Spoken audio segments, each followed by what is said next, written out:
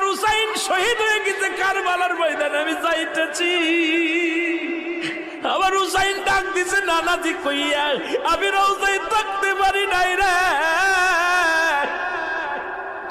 আমি হুসাইনের দেখার জন্য নবীজি রওজা থেকে উঠা গেছি। আলেমরা শট ইবনে আব্বাস বলে, আমি স্বপ্নের মধ্যে দেখেছিলাম আমার রাসূল ডাক দে বলে, মক্কা মদিনার মানুষেরা রে আর ঘুমাস না, আর তোরা ঘরের মধ্যে থাকিস না। আমি নবী রওজায় ঘুমাইতে পারি নাই, কান্না সহ্য করতে পারি নাই। ওদিন আমিও ফাতেমার নবীও না আমি সহ্য করতে পারি নাই।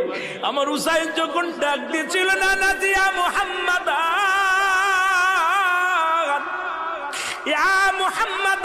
যেদিন ডাক দিয়েছিল রে, সেদিন আমি নবী রওজা থেকে পাগলের মতো উঠে কারবালা পর্যন্ত। আমার হুসাইন শহীদ হয়ে গেছে কারবালা।